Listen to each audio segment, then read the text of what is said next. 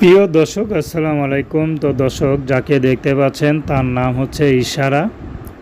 ইশারার এখনও বিয়ে শাদী হয়নি। ইশারা একটা ছোটোখাটো এনজিওতে জব করে। তো সেখান থেকে যা পায় তা দিয়ে কোনো মতে সংসার চালায়, কারণ তার বাবা নেই যে সংসার চালাবে। তার মা আছে অসুস্থ, তার ছোট একটা ভাই আছে মাদ্রাসা পড়ে, তার বড় একটা বোন ছিল, বোনটা বিয়ে হয়ে গেছে, বোনটা গ্রামের বাড়ি বিয়ে হয়েছে বরিশাল, সেখানেই থাকে। তো ইশারাই সংসার চালায়।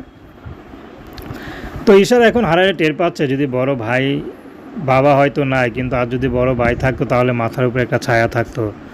তো যাই হোক, বর্তমানে ইশারা বিয়ে শাদী করবে, কিন্তু তার মা তাকে বিয়ে শাদী দিতে পারছে না। এই জন্য মূলত ইশারা ইউটিউবে এসেছেন। ইশারা কোনো টাকা পয়সা চায় না, কোনো বাড়ি গাড়ি চায় না। ইশারা চায় ভালো একটা জীবনসঙ্গী, যে কোনো টাকা পয়সা চাইবে না, শুধু স্ত্রীর ভালোবাসা মহব্বত চাইবে। তেমন একজন মানুষ পেলে ইশারা বিয়ে শাদী করতে রাজি আছে।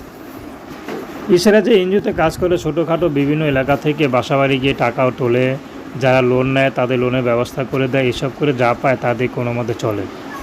তো বর্তমানে ইশারা বিয়ে শাদী করে স্বামী ঘর করতে চায়। তো প্রেম ভালোবাসা বিয়ে শাদী আপনাদের ব্যক্তিগত ব্যাপার।